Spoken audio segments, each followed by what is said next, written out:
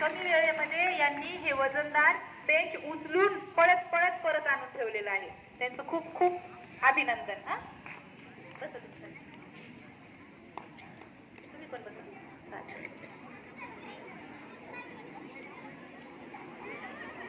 आता मी काही प्रश्न विचारणार आहे.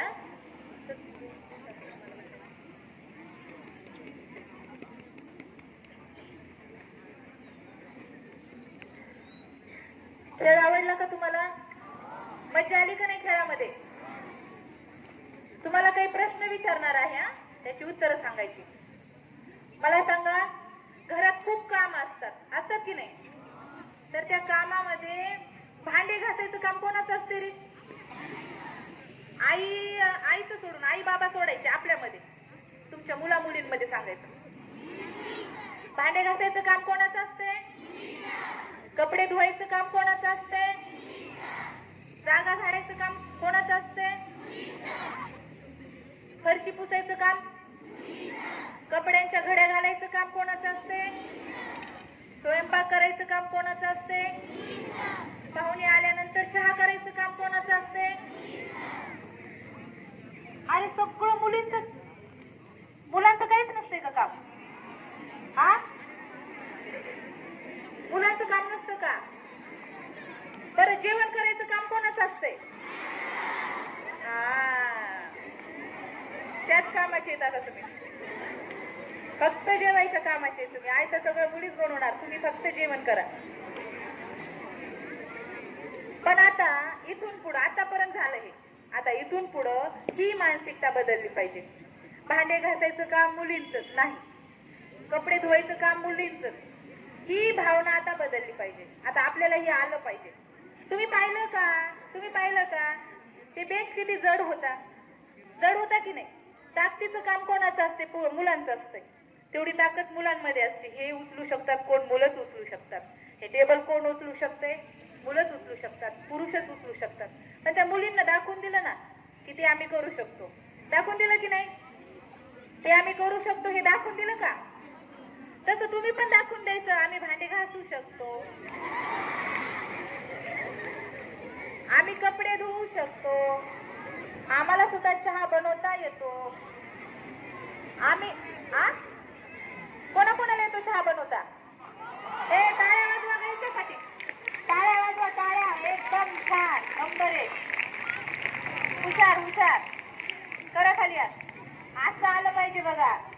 पुढच्या वेळी जेव्हा येईल ना, तर भांडे कोणाला घासता येतात म्हटलं की हात वर झाले पाहिजे बरेच. कपडे कोणाला धुता येतात म्हटलं की हात बरेच वर झाले पाहिजे. कळलं का? कारण जर तुमचं काम मुली करू शकतात तर हे काम तुम्ही का नाही करू शकत? कामाची कुठंच वाटणी नसते. हे काम मुलीचं ते मुलाचं ते असं काय लिहिलं नसतं त्या कामावर, भांड्यावर लिहिलं नसते का मुलींनाच घासावे? अजिबात नाही. ही मानसिकता बदलायची. स्त्री पुरुष समानता कशाला म्हणतात? स्त्री पुरुष भेदभाव करायचा नाही आपल्याला. मग याची सुरुवात आपण घरापासून करायची. आईला फक्त मुलींनीच मदत करायची का? ऐका ना, मुलं हुशार आहेत ना तुम्ही? इकडे लक्ष द्या. मग सगळ्यांनी ताट बसा आणि इकडे लक्ष द्या. बरोबर आहे का? खूप हुशार मुलं आहेत बघा. ह्या शाळेची मुलं खूप खूप हुशार आहेत. आल्यापासून पाहते मी, अजिबात गोंधळ करत नाहीत आणि लक्ष देऊन ऐकतात सगळं. तर एक लक्षात ठेवा, आईला मदत करायचं काम फक्त बहिणीचंच नाही, आपलंही आहे.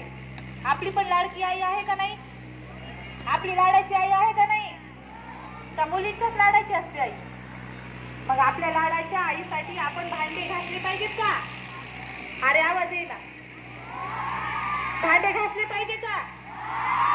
कपडे धुतले पाहिजे का? जागा झाडली पाहिजे का? चहा करून दिला पाहिजे का आईला? केलं पाहिजे. आपल्या आईसाठी या गोष्टी केल्या पाहिजे. कळलं का? तर मुलींना तुमचं ते करून दाखवलं, बेंच उचलून दाखवलं. आता मुलांनी सुई दोरा होता येतो का? येतो? हुशार आहेत मुलं. डाळी निवडता येतात का? धान्य निवडता येते का? दळण करता येते का? बघू बरं, आज आपण बघूच. 5 मुलं या पुढं. 5 हात वर करा. फक्त हात वर करा आधी. आपण बोलूया. हात वर करा ज्यांना इच्छा आहे त्यांनी. अरे कोणाचीच हात नाही वरी. अरे आमच्या मुली किती मोठ्या आल्या होत्या, किती संख्येन आल्या होत्या एकदाच पळत. हा फक्त जेवायला पुढे म्हणला होता तुम्ही, बरोबर आहे. या 5 मुलं या पुढं, 5 मुलं. हा ये बेटा चल. 2 तू ये. 5 या 5 5 5 बस, जास्त नाही. 1 2 3 4 5 हा इथं या रांगेने.